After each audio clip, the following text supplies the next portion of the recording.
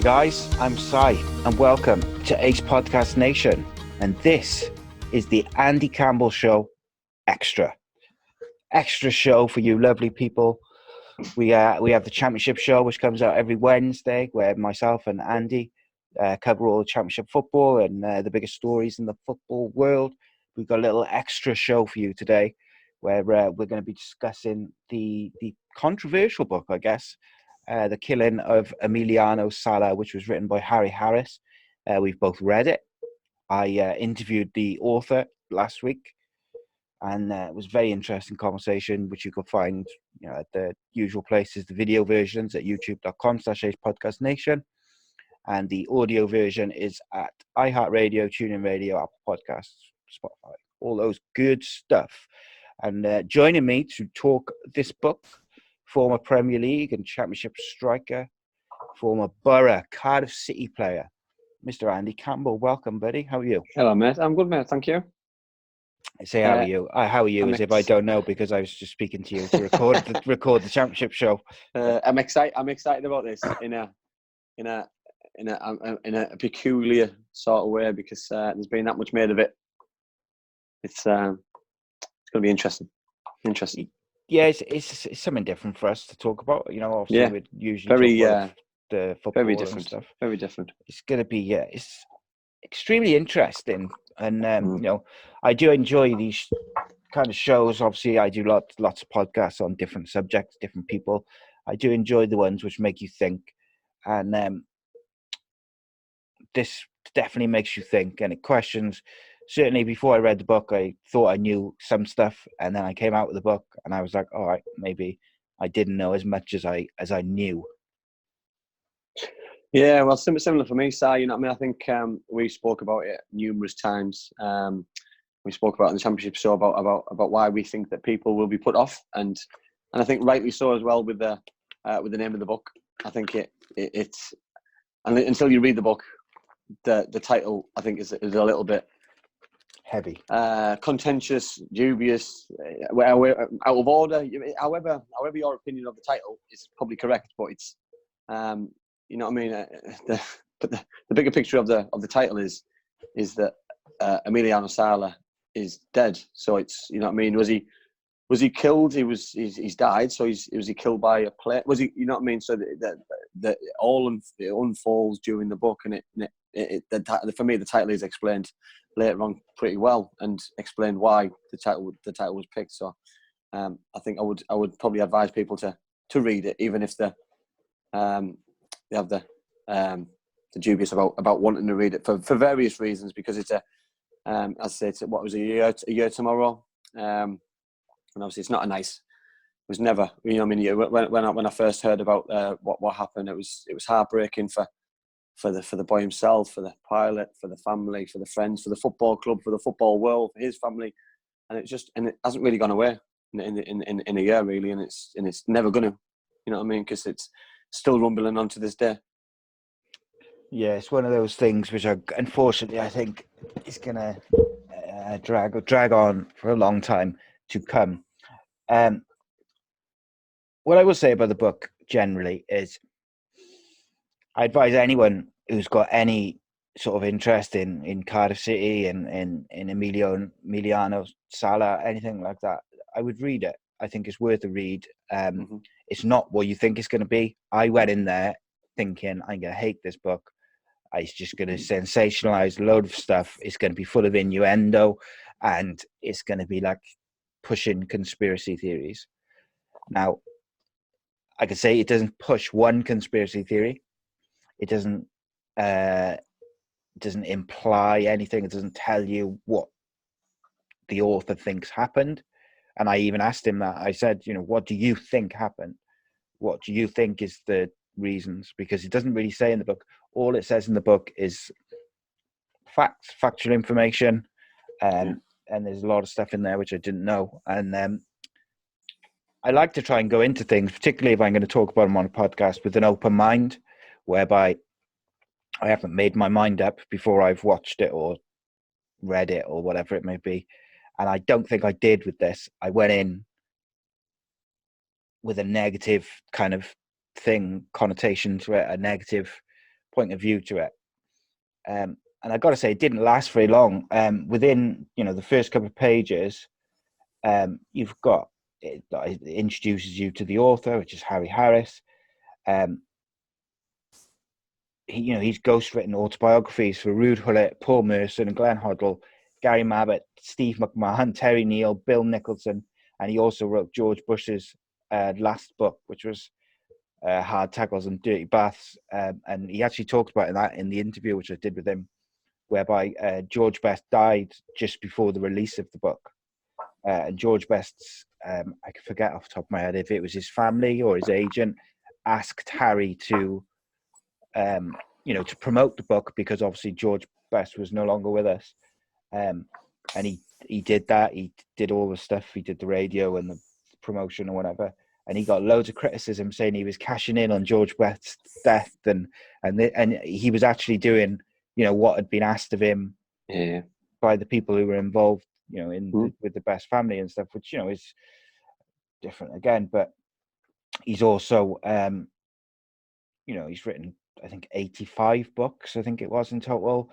He's written biographies on Fergie, on Roman Abramovich, Alex Ferguson, Mourinho, Terry Venables, and he's worked with, some of the biggest newspapers and TV channels in the world: Telegraph and Daily Star, Daily Mail, Daily Mirror, Daily Express, ESPN, BT Sports, Sky Sports. It's not a guy. He's also directed 4 documentaries on Ozzy Ardiles, Kenny Sampson, Kerry Dixon, and Ron Chopper Harris. So straight away, when I read that was not what I was expecting. Yeah. Because I was expecting, in my head, before I'd read this book, I was thinking, this is a guy who is trying to cash in on this tragedy and make a quick buck by, saying certain things, saying stuff that's controversial. And it was like I was thinking like he's going to be like a fly-by-night kind of guy who's basically chancing his arm. So within the first, just the introduction, I was surprised by that. So that changed my initial kind of view of how I went into it. Just that, because you're talking about a proper author and a proper investigative journalist. He's professional side, and I think that's what I liked about it. I was expecting the same thing. I was expecting it from the book, and I think that's the title for me. The title smells of a rookie author who's looking to get people to buy the book, but reading on the inside and reading, how well written it is, and some of the things inside the book is sensational. You know what I mean? There's no detail. Every single little detail is being put in, and that's from the information about Emiliano himself, about the family. You know what I mean? It digs deep about obviously the accident, the agent, etc. Everything we're going to speak about soon, and it's just a really, really, really well written piece, and you know what I mean? It's such a shame that Emiliano's obviously father's not here to read it and to acknowledge Emiliano himself, because you know what I mean? People would be proud to have their face and their name on something like this because of how well written it is, and I mean that, and I've got no affiliation with the author one little bit, never spoke to him, never met him at all, and I was really, really impressed. I really was. Yeah, and I mean, it starts off the book. It goes through the kind of upbringing of Emiliano Sala, and it goes through, how he got to where he was. It goes through his struggles at some clubs. So it's not a case of just bang, bang, bang goes into the, his death and what happened and the accident. It introduces you to the player if you're not familiar with him, and it gives you a real feel for the type of person that he was, and also what other people thought of him. That was something which hit me in that part of the book, was that everyone seemed to have a really, really high opinion of Emiliano Sala. By all accounts, he seems as if he was a lovely, lovely man. But I think what hit me the most, I think it was some of the players that he was recognised alongside. You know what I mean? That, you know what I mean? There's no better footballer in the world at the minute than Mbappe. and you know what I mean, that he was on par with him. They were touted about the same time, getting the same kind of moves, scoring goals in They were France. Had an joint amazing top career, scorers, weren't joint they? top goal scorer. You know what I mean, and you know what I mean. But more importantly, he was a family man. You know what I mean. The family's lost a son, a brother, a friend, and it's such. You know what I mean. I think sometimes when a tragedy like this happens, I think we all sometimes forget. And you know what I mean, we just think it's a footballer. You know what I mean, they're not real people. You know, the real people. They've all got families, mum, dads, potential brothers, sisters, wives, kids. Do you know what I mean? So it's it's heartbreaking. But you know what I mean. I was so intrigued to read about the man, because I'd only come across it. The rumours that Cardiff were signing him. The tweet that he put out that he signed for Cardiff City, etc. You know what I mean? New Sala in town, and it was just like so excited to see this brand new player and the saviour of Cardiff City to keep us up, and such, you know what I mean, to what happened was just, you know what I mean, like where the football club could be with this young man in their team would be, who knows, you know, because we weren't a million miles away, you know what I mean. So for this tragedy not to happen, you know what I mean, it was such a waste on loads of counts. Yeah, it is. It's you know, it's even, you know, it's a year on, and it's still, you know, it's upsetting to think about. You know, this young guy who has got his dream move to one of Europe's top leagues. You know, it's no secret that Cardiff wasn't his first choice, but he did want to move to, you know, a top European league, which is that was his kind of well, I don't know what the word is, like his dream, or his to play in that top league. So the kind of first part of the book, after you sort of get a feel for Emiliano as a player and as a person, is really about the agent, you know, which is obviously notoriously well known because of everything that's happened. Willie Mackay. So one of the first things which annoyed me in the book, not the actual book, but actually, you know, just like finding out the facts, is it does give you a massive look into the seedy underbelly of how football transfers are conducted and the sorts of things which go on. And everyone knows they go on, but, you know, it gives you a look at that. Willie Mackay is not a registered football agent, and he's also banned from being a part of any transfers in France. So for him to be so heavily involved in the transfer of you know, Cardiff City's record transfer as well, you know, make no mistake, this was the most money Cardiff had ever spent on a player. So for him to be so heavily involved, I think is disgraceful. And I think there's no way around that. There's no excuse for it. I don't like this kind of excuse that sometimes floated where, oh, it's just the way it is. But it shouldn't be the way it is, you know? Well, you hit the nail on the head side there earlier that obviously Sala wasn't 100% keen on the switch to South Wales. You know what I mean? I think there's numerous text messages and phone conversations with other players and family asking for advice. Is it the right move? And I think he was finally convinced by the agent himself, which, you know what I mean, by the facts that it was a very good financial move for the agent for Willie Mackay and Sons, which then brings obviously the friendship with Neil Warnock into it. You know, that obviously you've said there that he was banned from making transfers in France, which my geography isn't great, but obviously Nantes is in France, so he shouldn't have been allowed anywhere near that. And with FIFA being a governing body, you know what I mean, then it's no wonder that obviously police have got involved when he's making a transfer of a player. He's meeting managers, he's meeting assistant managers, he's meeting club officials on behalf of a player.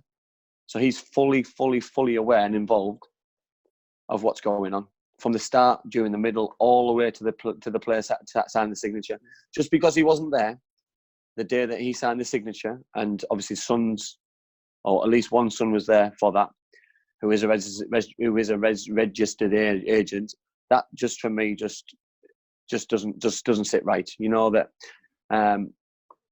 friendship happens in football, and agents and managers do become close because they tend to help each other move players in, get players out, and it's always happened. It's happened back when I played that certain managers would work with certain agents to try and get players in. That encourage players to go with a certain agent to try and get them to sign for a certain club or to get them into a certain area of the country. But I suppose it doesn't come apparent until there's a travesty like this, and the scrutiny which is involved in here. Then obviously now questions had to be answered and still have to be answered, because there's still no justice for somebody, or for two people who've lost a life. You know, we go on about Emiliano, sorry, but there's obviously someone else who's lost a life as well, and you know what I mean. There's answers what have to be. They've got to be answered, and they've got to be answered by somebody. Somebody's got some questions to answer to ask, and someone's got the answers to answer. And until every stone is unturned, then the family can't settle from both sides, and just the general public want to know what's going on, because just for peace of mind for everybody, just so something like this doesn't happen again. It just you know what I mean. I look at the transfer side, and you know what I mean, for a transfer of this magnitude and for this size, you know what I mean, it didn't take that long whatsoever. You know what I mean, it was over really, really quickly. You know what I mean. My move to Cardiff, which was an absolute pittance compared to this one, was done in longer than this move was. So you know what I mean. This was obviously been on the cards, but obviously the club was handpicked for me, from Willie Mackay, and I think that says the biggest story for me. It was wrong from the minute it was organised, and it's ended up in disaster. And you know what I mean. And he's got questions that he should answer, and for me, it should be answering him in a probably under oath, so that we can get the truth and start letting families grieve properly, so they have the correct answers to answer. Yeah, spot on, mate.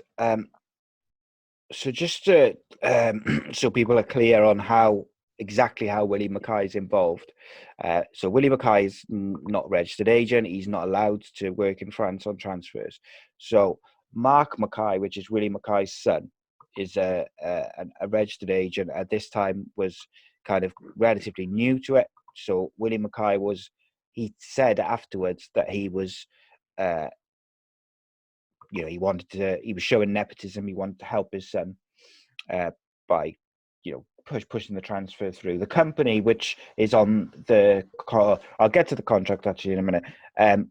So Willie Mackay wrote directly to Emiliano Sala. The letter is in the book. It says, basically, writes to the player, says who he is, introduces himself, and then says about clubs which are interested in the player. He says Manchester, Liverpool, these different clubs, which in reality, they weren't. It was the agent, trying to sell himself to the player. So as a result of this letter to the player, they basically, Mark Mackay, Willie Mackay's son, who is the managing director of Mercato Sports Limited, which is the agency, which is in his name and Willie Mackay's wife's name, which, if you're legit, I'm not entirely sure why you'd have a company in your wife's name and your son's name, but, whatever. Then there's a contract between Nantes and Mercato Sports, or Mark Mackay's name is on this contract, which is basically an agreement between Nantes and the Mackays to sell Salah, or to find Salah a club. Basically, and it says, like, it's got the contract, it's got the clauses, it's got everything in the book. The cut of what they'll take, and I think when the transfer fee is paid now eventually, or if it's paid, Willie Mackay will get 1.5 million. 1.5 million pounds, and that makes me sick. Yeah, because as we'll get into, now his how can I word this? His involvement has had a massive impact on what's happened. There's no getting away from that. I'm not saying it's his fault. I'm not saying that he did, anything shady when it comes to the accident, the crash. I'm not saying anything like that. But because of him and because of the way he works in trying to do stuff for people and get things in return, he put Emiliano Sala on that plane. He hired the pilot, who then passed it on to another pilot, which we'll get into, which is another thing which is wild. And I do think that he needs to be held accountable, but it's very difficult to hold him accountable because his name's not on the contract and he's not a registered football agent. So how do you hold him accountable? I totally agree. So he's been very clever with his contracts, with his ownership of his country, of his contract, of his company.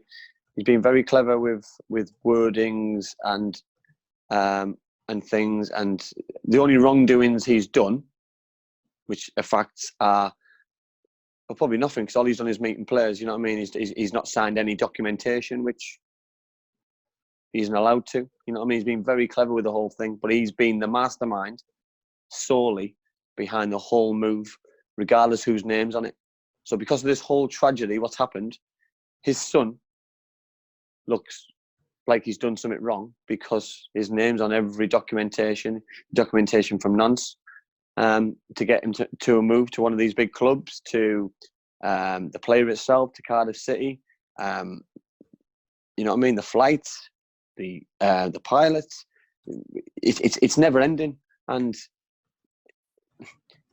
the family knows a lot more information than what's come out. And I'm not saying that families wouldn't stick together. I'm just saying there's a lot of people who deserve the honest truth, so that there's time to process all the information properly before authorities decide really what the next avenue is. You know what I mean? That it was interesting that Emilio Sala's ex-girlfriend quoted in the book. I want to believe it was an accident, but there was a series of irresponsibilities which brought about this horror.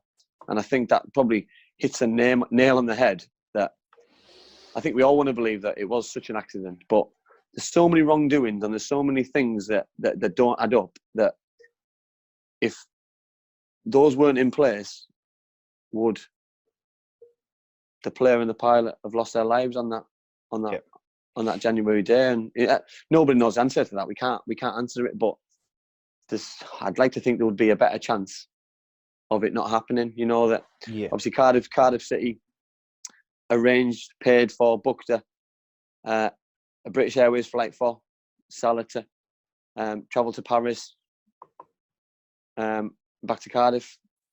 Obviously was turned down, rejected, and the agent obviously decided that he was in a better position to have a few more hours with his family. And it's just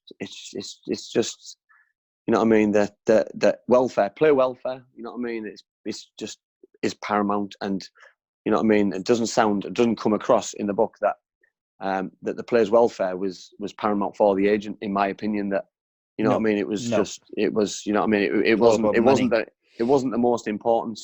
You know what I mean, that even money's no object, Si, that we're on about huge figures here. It's like winning the lottery, you know, that £1.5 million for one transfer fee. This is one player, one transfer fee. So why wasn't a chartered flight, i.e. a British Airways flight, being paid for by the agent to bring all his family down because of the money what was being spent? Do you know what I mean? There's Not a rickety plane, no, which was no, which has had 1984. which has had thousands of accidents over the course of time because of the way that it's built and the way that it doesn't handle certain weather conditions. Do you know what I mean? So these are facts. These are facts. Yes, this is a short flight, but weather conditions, which with other factors, which obviously we'll go on about later on, I'll tell you what, doesn't add up. Let's go away from the transfer slightly a minute, and let's talk about the things that are completely avoidable things that contributed to this whole thing happening. So you've just touched on one, which is the fact that Cardiff had paid for a ticket for him to be on a commercial flight on British Airways to arrive in time for training. Do you know what the sad thing about that side was? That the club had to prove that they'd done that. The club had to prove that they'd booked a flight for him. That's sad. That is really sad. It is, of course it is. You know what I mean? Well, just on the club. I think back in about April last year, I did a podcast with my friend Haley on football and stuff, and we were discussing it, and I said that I thought Cardiff should just pay the transfer fee because it's the right thing to do, and etc. etc. I could not be further from that now, and the only reason at the moment that I think they should maybe pay it is so that the family of Emiliano Sala can be looked after, because the sad thing is that Cardiff cannot look after the family at the moment for fear, because they're disputing the contract side of it, which we'll get into in a minute. But if they look after Emiliano Sala's family financially, it's almost from their legal side in their court case, it's like admitting that he was their player and the ins and outs of it. We'll get into that side of it. So you've got the British Airways plane, which was booked by Cardiff City. It was turned down by Emiliano Sala because he had spoken to, I think it was one of Willie Mackay's sons, who said, no, my dad will sort out a plane. So they arranged for David Henderson, which is the pilot who was supposed to fly the plane. Usual pilot of Willie Mackay. Yeah. Who's now gone into hiding, cannot be traced, cannot be get any quote from. No one, he won't speak about it. And maybe let's give him the benefit of the doubt. Maybe it's a case of he's so upset by the fact that he could have been on the plane that he doesn't want to think about it. I get that. I could get that completely. Yeah. My problem is he is, outside of Willie Mackay, he is the one person who has got answers for those families. Yeah, totally agree. So for him to not speak out, I think is nothing short of disgusting, to be honest. I think it's real bad. And obviously he's been arrested and he's currently on bail for, what was it? I think it was like something manslaughter. But obviously just for legal reasons, he hasn't been charged. He's been arrested and he's been bailed without any conditions. So just going back to it, you got the flight. The pilot who David Henderson passed the flight over to, okay, he is colorblind, so he can't fly at night. He is a part-time pilot, so he's not. He'd only done 3,500 hours of flying in his life, which when they landed, not a lot. Well, no, it's not a lot at all. When they landed, he said, I think it was in a text message, whenever we refer to text messages or WhatsApp messages, they're all in the book. But obviously we're trying to kind of go through it without finding certain pages and stuff. But the flight was delayed for 10 hours because of the weather. It was delayed because it was at night, and obviously David Ibbotson couldn't fly at night because of his colour blindness. So obviously that would have had an impact on the weather. Obviously, you know what I mean? Because because of whatever. It's going to be colder. It's going to be wetter. And... you know what I mean? David Ibsen apparently was looking for flying jobs on social media. You know what I mean? This isn't someone who gets regular work. You know what I mean? So this isn't someone. You know what I mean? Apparently had huge debts, 18,000 plus, not legally licensed. He couldn't fly commercially at the final hearing. You know what I mean? It's apparently the plane didn't fall to pieces. I'm sure it didn't. Hard to say that unless you were present, I thought. You know what I mean? That was a pilot who flew similar planes for a number of years. But unless you were there and you were in that plane and you saw that plane, because Emiliano's WhatsApp message, voice recording to his dad, stated quite clearly that the plane was falling to bits. Yeah. So why would he say that if it wasn't? Yeah. If he knew he was going to die and he could see the plane visibly falling to bits whilst he's on the phone, a WhatsApp conversation, why would he say that? But someone to say it didn't happen, who wasn't present, is just the most ridiculous statement ever. And also, when they landed from Cardiff to France, he had said, Emiliano Sala had said that, you know, it didn't feel safe. It felt like it was going to fall apart or something along the, you know, I'm paraphrasing a bit there, but something along those lines. They'd had not a very comfortable landing. And apparently the pilot had said in a social media post, I think it was, that, or maybe a message, that he wasn't familiar with the landing controls. So look, I don't want to seem like I'm like blaming the pilot. It's a tragic thing and he's lost his life and everything like that. Of course, I'm not trying to say that. But the fact is, he shouldn't have been flying at night. He shouldn't have been flying a commercial flight, because a commercial flight is if someone pays to be on it. Yeah. Willie Mackay was paying for that flight. So that makes it commercial. Yeah, but David Henderson, where was he? Where was he? What was more important than doing the job that he's paid to do? Because his job over the years has been to fly for Willie Mackay. Yeah. So do you know what I mean? That this was a big transfer. This was a big deal. This is the biggest deal for Willie Mackay and his sons and the company and the pilots and the football club, Nantes and Cardiff City. This was a big deal. So what was more important over that weekend, over that week, over those days that David Ibsen booked himself into a hotel in Nantes while Emiliano was visiting family and friends and saying goodbye to the Nantes players, having the get together and a leaving meal. You know what I mean? What was going wrong there? Because he could have easily flew over and flew them all back. It could have been. Do you know what I mean? That day, it's just. I don't know. You know what I mean? And is it guilt? Is he not talking because he feels guilty that he should have been there? Does he feel guilty that he's lost a friend in David Ibsen? Does he feel guilty that he's got the potential blood of two people on his hands? But he should speak, shouldn't he? He should clarify things. 100% side, because whether it's to the it's police never going to be clear. You know that it's never going to be clear. He was arrested, but there's no evidence to suggest he's done really anything wrong, apart from because we're not getting the information which as far as we know, he just passed on the job to someone else. Yeah, that he couldn't do it, so someone else has done it.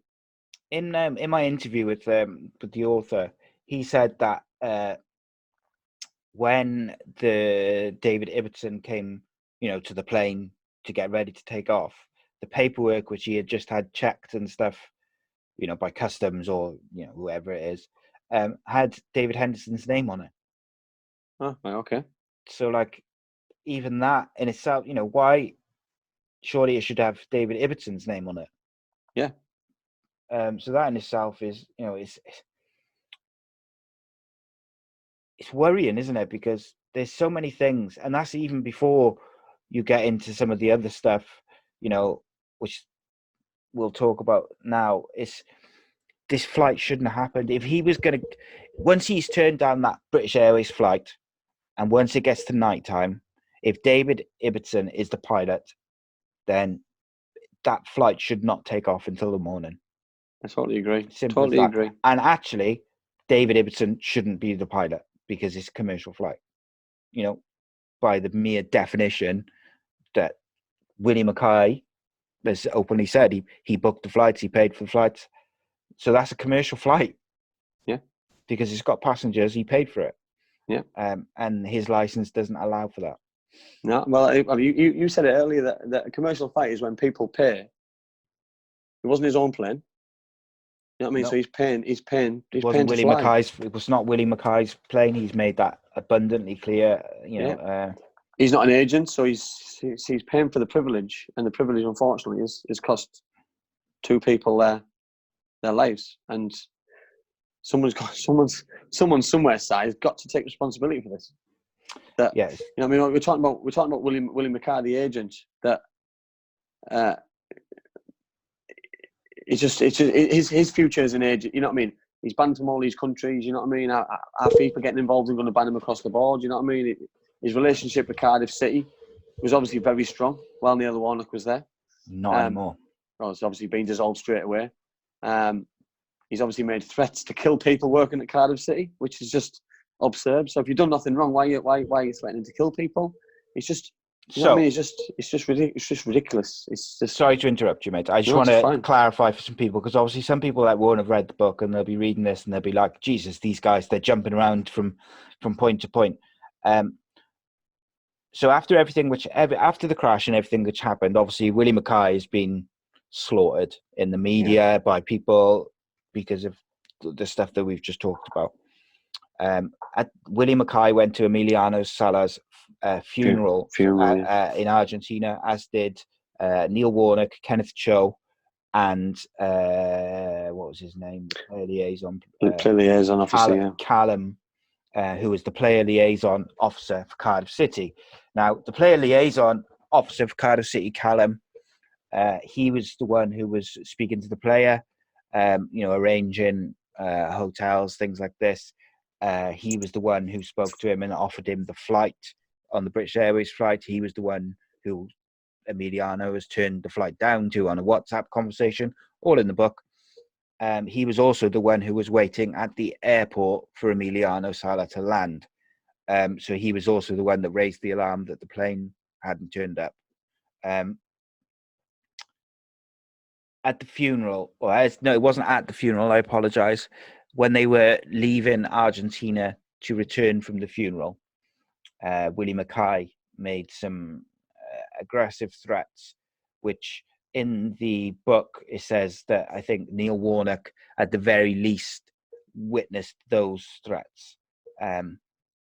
He got questioned by the police, didn't he, about that, about the same threats? Well, those threats at I'm not sure if it was at the airport, but on the way kind of home, they got reported to the police by Cardiff City, as you would.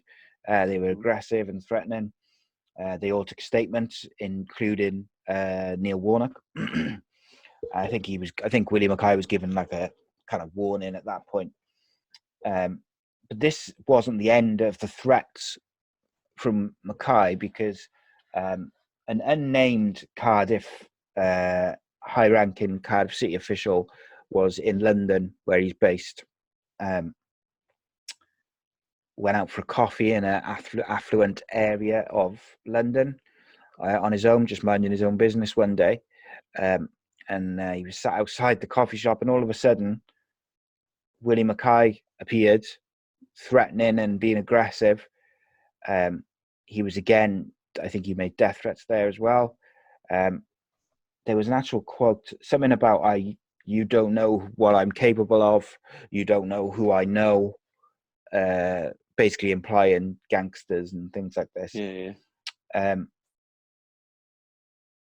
Again, it was reported to the police, and I think he was given some kind of official warning, although Willie Mackay denies that he had this official warning, but the police, I think, confirmed it to the author. So that just tells you about Willie Mackay and how he's behaved since. And I understand that he's being protective over his son. You know, he doesn't want his son to get the blame and to get slaughtered because his name's on all the contracts, this and that and the other. But you know, his relationship, Willie Mackay's relationship with Cardiff City and Neil Warnock completely broken down at this point. You know, I know I'm getting a little confused just because I'm trying to remember the book, but also the interview. So I'm not sure if it was in the interview or the book where it says that Willie Mackay wanted Neil Warnock to basically come out in public and kind of back him, and you know, say, you know, he's not done anything wrong or he acted appropriately or whatever it may be. And obviously Cardiff City said that ain't happening. The thing is, Neil Warnock is an employee of the football club, and you know, I mean, in the book, it does clearly state that that Willie Mackay expected his close friend to tell everybody that he had nothing to do with anything. He'd done nothing wrong. He was just basically doing his job, and you know what I mean. He was a friend of Neil Warnock's first, not a work colleague, and obviously it brought them even closer. Blah blah blah, and it, you know what I mean. Like I said earlier, it is normal practice that agents can get close to football managers, but I think sometimes, and I think especially now that these kind of relationships between football agents and managers, I think other managers and players will probably look at this and probably distance himself quite dramatically away from these kind of people, because just in case that anything happens, I don't think anything serious like this will, you know what I mean, well, hopefully, fingers crossed, touch wood, that it never does happen again. But at the same time, that I think it just shows that the strained relationship between the pair, and obviously during the book, that these two are obviously really very close over the years, and then all of a sudden now that,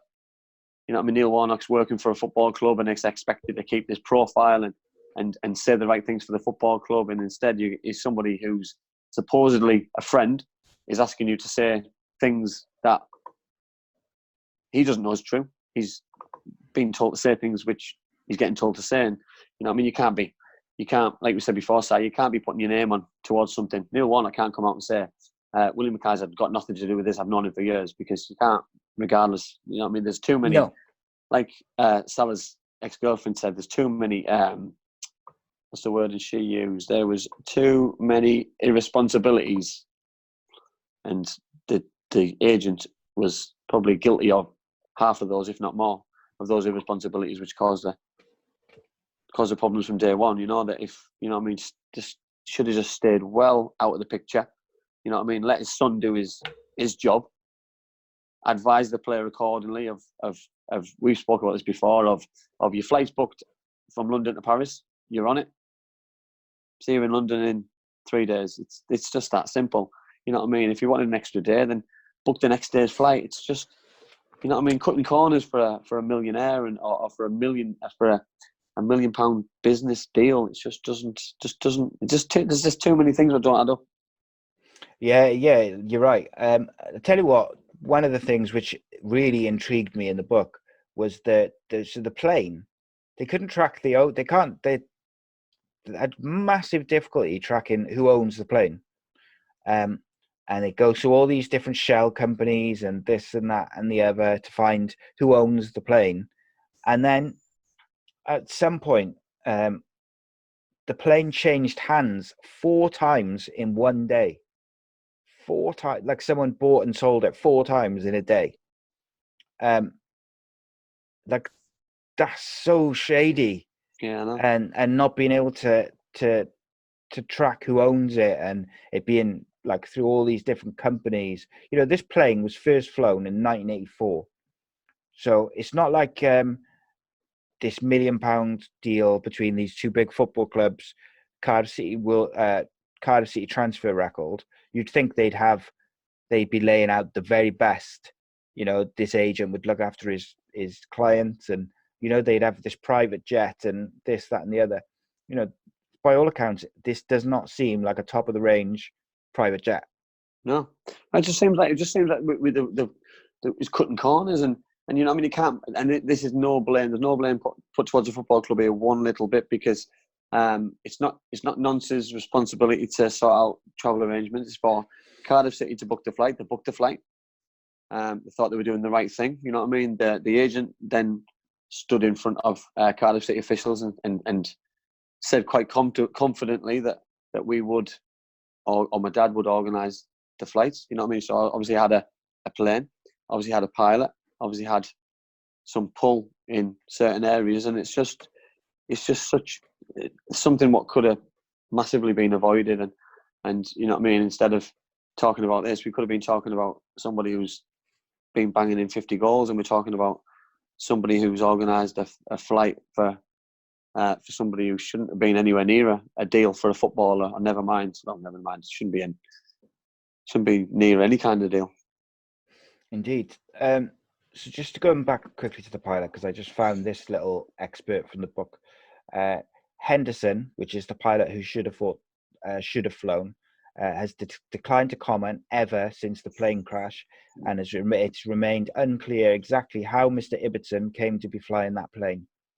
The plane was not allowed to be used for commercial flights without permissions from the federal or the FAA or the the UK CAA, which is the Civil Aviation Authority. So, and also that permission had not been sought by the plane's owners. So there was the FAA and the CAA. That no permission had been asked by the people who own the plane. Yeah. To have Mr. Ibbotson fly the plane. So that I forgot his first name, Mr. Henderson. For him to not make that clear is disgraceful. Yeah. Outright. Like, I understand he's been through a lot and blah, blah, blah, blah. But that's disgraceful, because he's got answers which these families deserve. He's got answers to all the questions that we're answering, Si. He's got answers to them all. David Ibbotson's a father of 4. Yeah. I know he's got a wife. You know, do they not deserve answers to why he was flying a plane that he wasn't qualified or shouldn't have been flying? But even comfortable, Si, he's obviously not comfortable in doing it, because it's just, you know what I mean.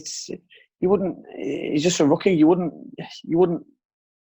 do that kind of, have that responsibility on your shoulders if you weren't, you know what I mean. He was passed a job on to do, and it's such a vicious thing to pass on to somebody, because, you know, like I said earlier, is it out of guilt why he's not coming forward and answering these kind of questions, or is he not allowed?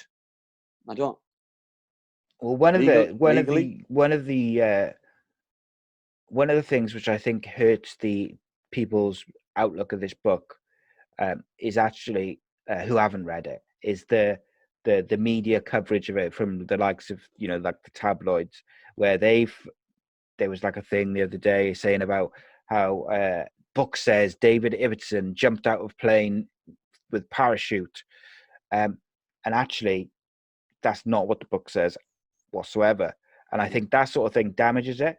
But what the reason I think it's just my interpretation of it, but the reason I think that the author talks about David Ibbotson's debts, the fact that he's a part-time plumber and a part-time DJ, part-time pilot with only so many hours, he's £32,000 in debt, he's got CCJs, like it's all coming down on him. It's not to imply that he's like faked his death with skydiving or anything, you know, sensational like that. It's to say that he was in a position where he was offered this job to fly this plane. He knew he shouldn't have been doing it, but he needed the money. Yeah, that's my interpretation of why that's. Listen, Si, he'll have been offered a good amount of money to fly this plane. Yeah, because they had to get him back for training because he turned down the British Airways flight. Yeah, exactly. So he'll have paid a lot of money, and it's just another avoidance. That I don't know, do you know? Because if Mr. Henderson couldn't fly the plane, straight away that Willie Mackay should have been right, unfortunately, you've got to get the commercial flight which Cardiff City booked. We'll rebook it, or we'll keep this. Do you know what I mean? It's just an irresponsibility of, if this doesn't happen, you can't mess around with people's lives. You know what I mean? And go for second best and third best. It's just not when it comes to flying as well. No, exactly. Going back to the agent, I call him that very loosely, I got to say. One of the other things which Cardiff have accused him of is artificially inflating Sala's price, because what he did is he admitted to Nantes or to Sala, I forget which, that he had placed stories within the media saying West Ham and another club were interested in him, which drove up the price for Nantes to charge Cardiff. Yeah. And I believe there was a conversation between Nantes and Willie Mackay regarding, Nantes needed the money. And it's interesting. Like, I agree with you, Nantes and Cardiff City are in no way to blame for anything which happened in any way. But I do think that Nantes have done certain things that, in hindsight now, looking back a year on, they may not be proud of. Oh yeah, 100%. Whether it's the just getting involved with the Mackay, or some of the conversations they had, or even chasing up the money before they'd even recovered the body from the bottom of the ocean, and they were chasing up FIFA, asking to get the money off Cardiff, which I think is, it's distasteful at best, isn't it? It's not nice. And Cardiff took a lot of flack for not paying that money. So let's talk about that briefly. I know we're like flitting around all over the shop, but there's so much to cover, isn't there? It goes the legal battle, doesn't it? You know what I mean? There was going to have to be a legal battle, because the Court of Arbitration got involved, because obviously Nantes expected their money to be paid in instalments. The first instalment was due to be made, £5 million. Cardiff obviously withheld their right to pay it, because obviously they were waiting on obviously some facts for insurance purposes, and because this is another thing for me, side that like, for me, the player signs, if the player's registration had gone through fully, Cardiff owned that player fully, then he was insured fully from the minute he signed for that football club, because it just goes hand in hand. And this is the things that doesn't, you know what I mean? Cardiff obviously questioned to Nantes about, was he fully registered? They asked for the paperwork, they asked for the timing of the paperwork, had it gone through in time before obviously the plane went down. Obviously Cardiff in total expected to pay £15 million for nothing, for no player, you know what I mean? So they're obviously withholding money. But obviously you've got the Premier League aspect, haven't you, as well, where the Premier League returned his contract. And so he was never registered with the Premier League, because the contract he signed when he had the photos and everything was sent back by the Premier League, because the way the payment schedule for his signing on fee was not within their rules. So he wasn't registered, which I think, as far as Cardiff are concerned at that point, he could have negotiated with another club if he'd wanted to at that point. Yeah. So he hadn't left. He hadn't signed for Cardiff City. No. Yeah. But in fairness to Mehmet Dalman, he said, we are not trying to avoid paying the transfer fee. What we are waiting for is the investigation to be completed. And they have to have the investigation completed, because they want the insurance money to pay some of that money, I would imagine, to cover any other costs and things like that.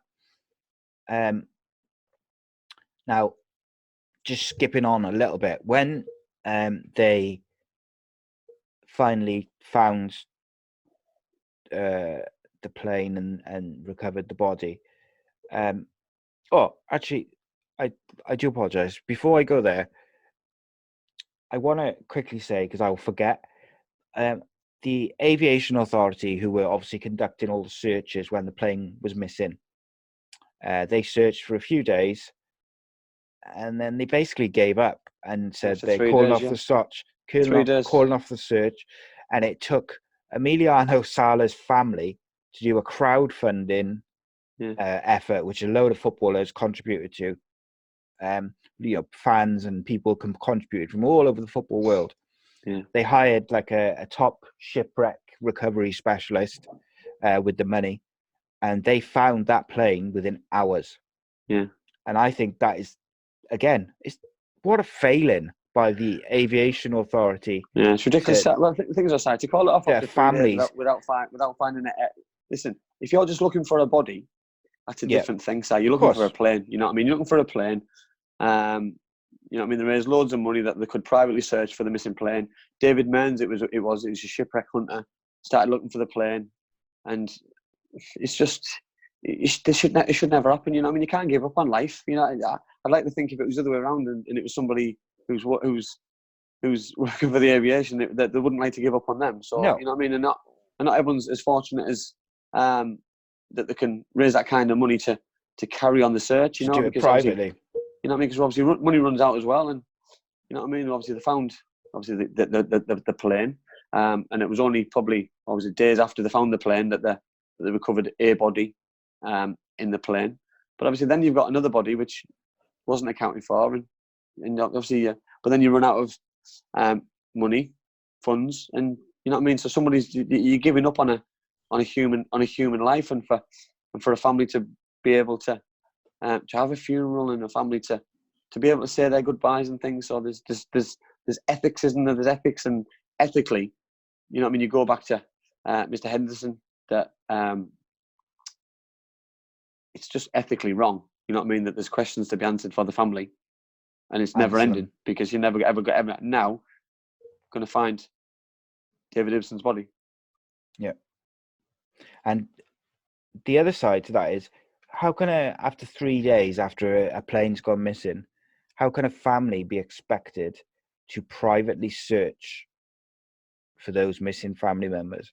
I think it's just shocking, and it's yet another failing from different aspects of this whole tragic occurrence.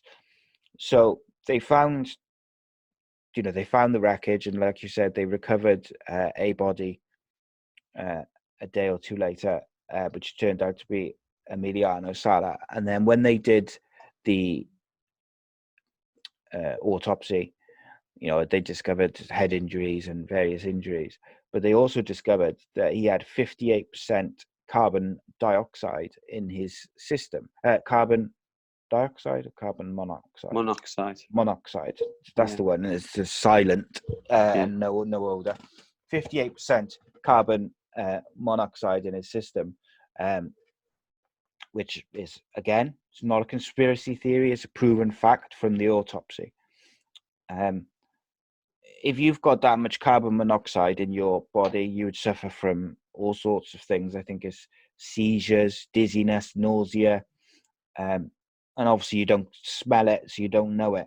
To have that much carbon dioxide in your system it doesn't really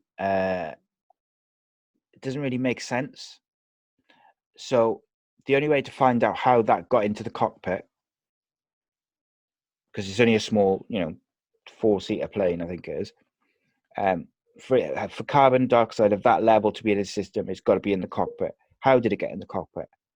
Well, we can never know now, because they didn't. Once they recovered the body, they decided that the weather was too bad and it was too expensive to recover the plane.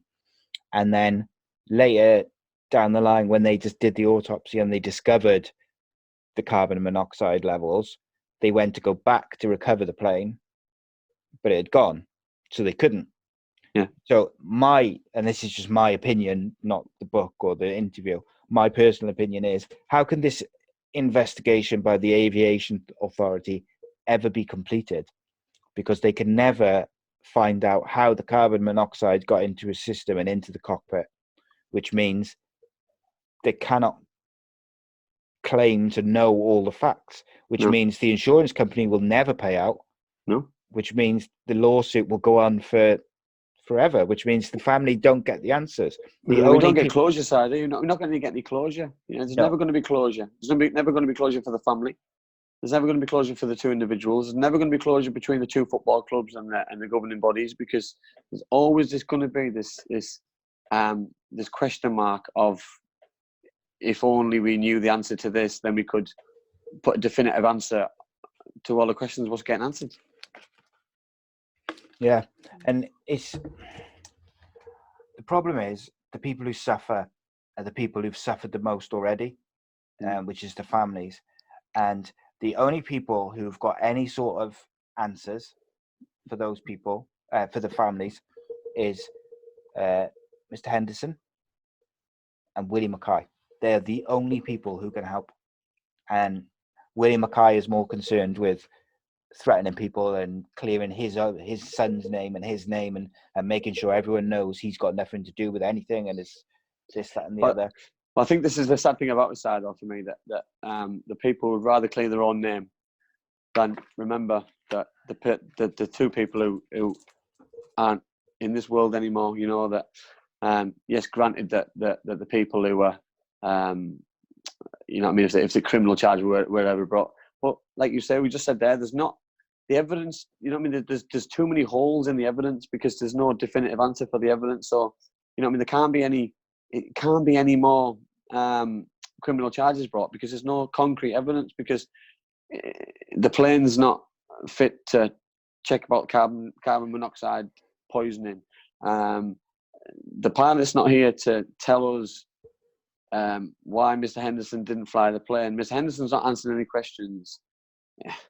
Willie Mackay wasn't the agent, apparently, so he's washed his hands with it all. He's passed it on to his son and his wife in the company. So there's just too many irregularities, too many irresponsibilities for anyone to take responsibility from two people losing their lives. It's just a big mess.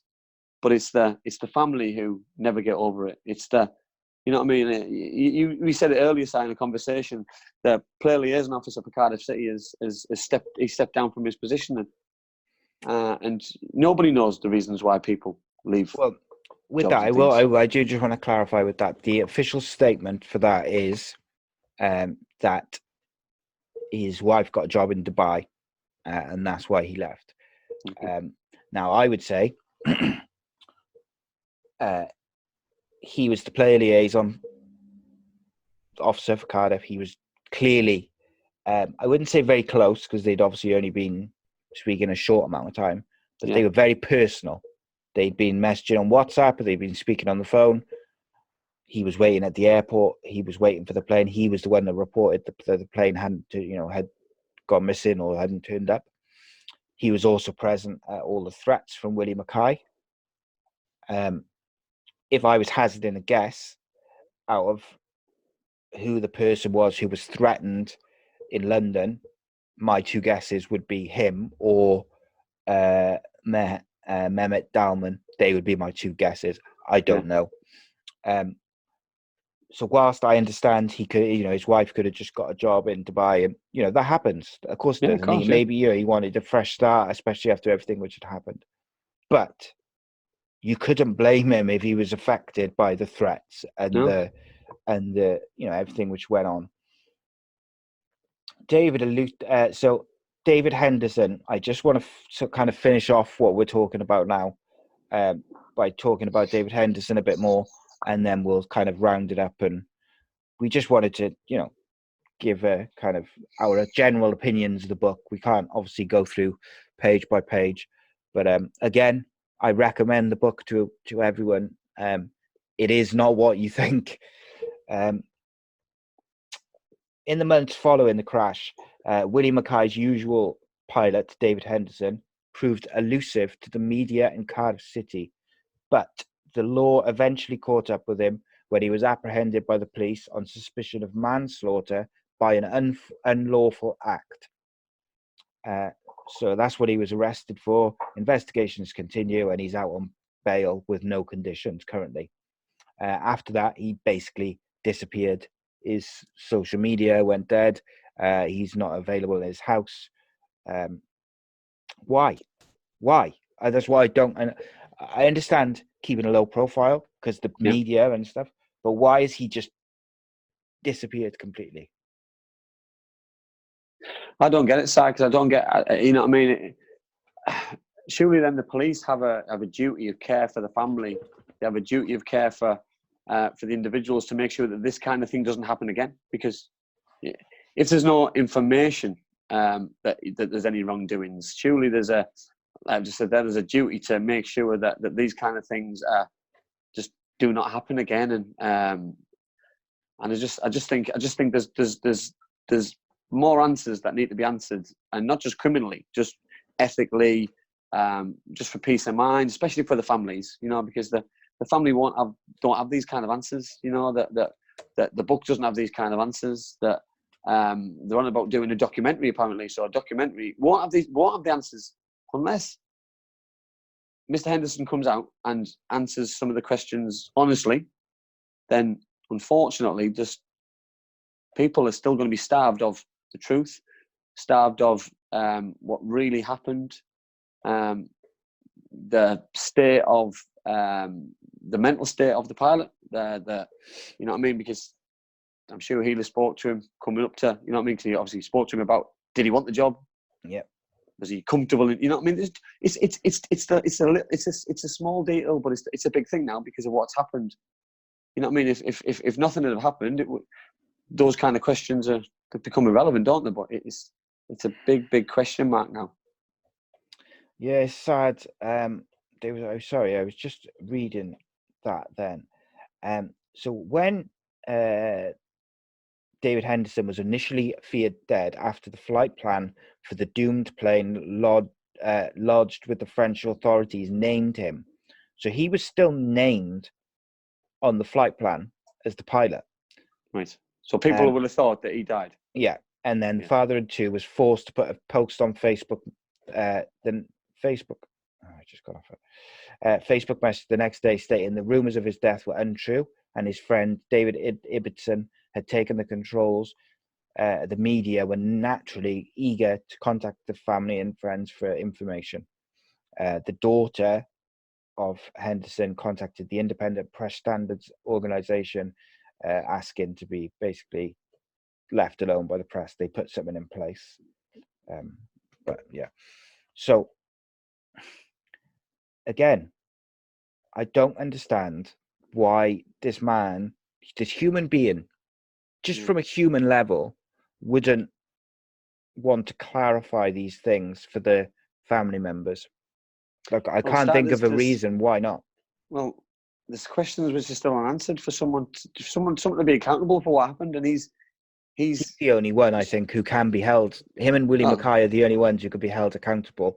Do you think? Here's a question for you then. And I asked the author this as well, Harry Harris. Do you think the reason he's not speaking is because he thinks if he doesn't speak, he won't get charged? Yeah. Whereas if he tells the full story, for whatever reason it may be, that he might get charged with whatever the term was, manslaughter with unlawful intent, I think it was. Yeah, I believe so, because I don't believe there's enough evidence without him giving anyone any evidence to prosecute. And the only person who can give evidence against him is himself, because the only other person is Willie Mackay, and he's not going to give any. Well, he's not going to, because I think he'll end up putting himself in the same position. And the only other two people potentially who could give any evidence are both dead, because they're the only people who. For me, there's only four people involved in this who really knew, and one was David Ibbotson, who sadly has lost his life. You've got Emiliano Sala, who may or may not have been aware of what was going on, but if he was, he's lost his life. Willie Mackay, he can't put himself in trouble because he keeps on saying how innocent he is, and if he now changes his story, how's that going to look? And then you've got Mr. Henderson, who's just not answering questions, and it's just the more quiet he looks, the more guilty he looks for me, and tells a bigger story. Just come out and be honest, and so the family can move on, so you can move on with your life as well, because you know what I mean. If he hasn't done anything wrong, Si, You know what I mean? I'm Let not him saying get on I'm not with his saying he life. has. Let him get on with his life, because until he comes out and tells people, surely he's at a crossroads where people don't trust him because he's been arrested and people are unsure of, you know what I mean? Will he be allowed to fly a plane again? Is he still under investigation? Do you know what I mean? So there's things what need to be put to bed from his side as well. Yeah, there sure is. One of the other interesting things in the book is the document where it lists all the different flights. So you've got, for instance, 5th of December 2018, flight from Essex to Nantes, carrying Cardiff City manager Neil Warnock, Kevin Blackwell, Willie Mackay, and Mark Mackay to see Emiliano Sala play against Marseille. And then there's a list of all these different flights.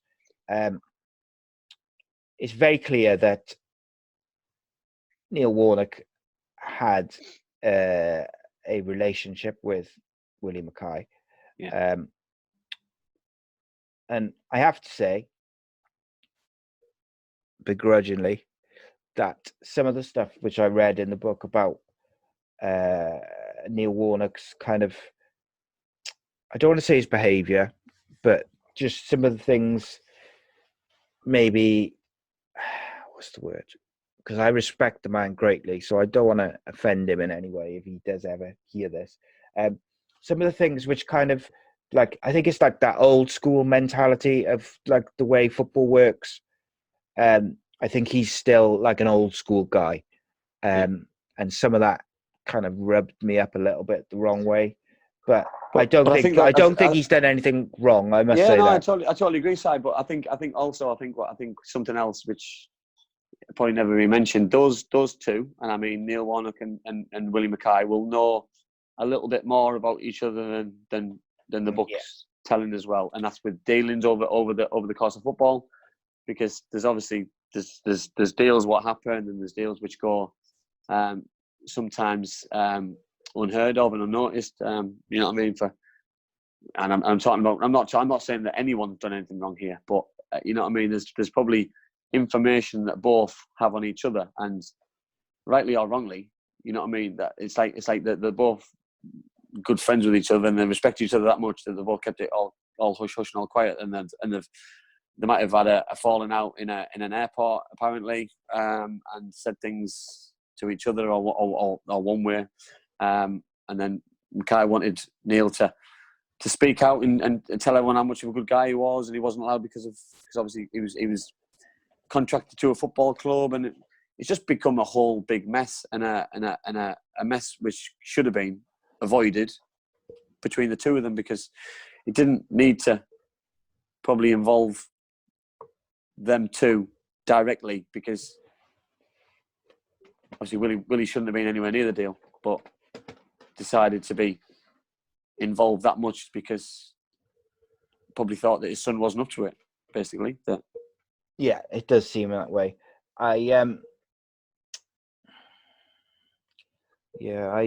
It makes me angry that if the financial side of it goes through, he will get paid £1.5 million. That really pisses me off, I gotta say. Yeah, well, I don't understand. You know what I mean? I know obviously the authorities froze his assets, and I don't know how that. Well, the thing is, it's not in his name, is it? You know what I mean? Yeah, it's in his wife's name and his. Yeah. The thing is, I'll say, if you're that clued up and you've got business accounts with this, that, and whatever, then all of a sudden you're gonna have spare accounts left, right, and centre in different names. So he's not stupid. He's a businessman. Indeed. Okay, so just as we sort of round off now to finish, I just wanted to ask you a couple of questions about the book, if that's all right. Yeah. What was the thing which shocked you the most about this book? Whether it was a specific piece of information, a document, the author, anything. What was like the most shocking thing to you? I think the most shocking thing for me was uncovering the David Henderson part about him being obviously a usual pilot and then not being able to fly on the day and not having the information that I was looking for. That I was nearly to use the word excited there, because I thought I was going to get some new information and some relevant information, but I've got this information about an individual, but then all of a sudden it stops because we haven't got the answers and the information that we need to follow it up. That, you know what I mean? It's a massive jigsaw piece missing, but we've got a big part and a big name, but we've still got a massive hole and a missing part. And for me, he is the biggest jigsaw piece in this whole episode, and unfortunately, he's just vanished, and we're just never gonna find the big piece. Yeah. But then also, I'll go on to the carbon monoxide as well, because there's two things for me. Those two things, they're the two things that don't add up for me. Yeah, I agree. The carbon monoxide thing, again, I get a bit frustrated when I think of it, because I just think when they recovered his body, if they basically didn't recover the plane because of cost, and I hate like bureaucracy and things like that when it comes to things like saving money to not do something that's important, and to really get the answers that the family deserve, they had to recover that plane. Which was sad, but just for me, just to make sure this doesn't happen again. Because if this is something what happens, if this is a fault, what happens when it gets near water, or this is a fault, what happens when it dives, when it's a certain temperature, when it plunges it's down. anything, isn't it? Well, we don't know the answers to these questions because we weren't allowed, and we're not allowed. Yeah, frustrating. If you could say one thing to the people who've been critical of the book without reading it, what would you say? I would say listen to people who have read it. I'd say read it with an open mind. So have a good read of it, and you know what I mean. Don't make an opinion from the title alone. You know what I mean. That I think you've said it and I've said it, that don't judge a book by its cover. Sorry, I did it. You know what I mean. I probably looked at the title and thought, I'm not reading that. You know what I mean. But then quite quickly, I learned that it was nothing about the title. It was about a book about an individual and a series of events which could have been avoided, and you know what I mean. Which was excellently written piece of work. Yeah, and I think what comes across in the book as well is the fact that the author, Harry Harris, he wants answers to everything which has happened with this situation. He wants answers for the family so that they can grieve, they can move, and that was the aim of the book. Yeah. I totally agree, Side. That I think the points that he's wanting to get across, I think he's done tenfold. I think, rightly or wrongly, when the book was brought out, how it's been named, I think also draws you in. Do you know what I mean? So it's people might see it as a bad thing, but those people who see it probably as a negative will be drawn in because they want probably an answer to the book of why is it written like that? Because I probably, along with a lot of other people, are reading the book expecting the author to tell me who did it at the end. Do you know what I mean? Because that's the way that that's the way comes across. And that's the way books are done. So you know what I mean. But it was far from that. It was a thrilling piece with true facts after fact after fact, and I think he should be credited on the work he's done. And you know what I mean. Like I say, there's just the sad thing about it, is the huge loss of two people, which should have been avoided if possible. Yeah, absolutely. Guys, obviously, I know we've jumped around a lot when we've been discussing the book, and that's mainly because there's so much information in it that there were certain things we wanted to cover, and if we'd gone through it kind of chapter by chapter, we would have been here for 3 hours longer than we do the football shows. But we wanted to just touch on the main kind of talking points. I really, really recommend reading it. Obviously, I've got the interview with the author, which was nearly 2 hours long. I've broken it up into 3 parts in the video version, which is at youtube.com/ACEpodcastNation. You can also listen to the full audio version, all the usual podcasting apps. There's a petition to get justice for Emiliano Sala, which I will link in the description for this show. I will also link the book on Amazon. It's actually only $3.99 if you don't mind reading electronic copies. I'm not sure about the paperback copy. I think it's about a tenner. Yeah, it is, yeah. But it is worth it. You can follow Andy on Andy Campbell 32 at Andy Campbell 32, and me at ACEcast _nation. Monday night live, the Andy Campbell show. Yeah, get on it. Don't miss it. Tell your friends, tell your mum, tell your sister, tell your brother, tell them all, and get in the live chat and interact with us, send us questions, call us names, whatever. Just just get involved. Anything else you wanted to add, mate, about the book, or anything you wanted to ask me? I was envious on Friday when you were telling me that you were speaking to him, and I was just for his Podcast Nation side. I think you should be very proud of yourself to be able to be linked with such a fella, because obviously he's been on national radios, he's done all of these things, and he's they're mixing it with the best mates. So you should be very proud of yourself. Thank you. I am. Guys, thanks for watching, and we'll catch you for the next episode of Ace Podcast Nation. Thank you.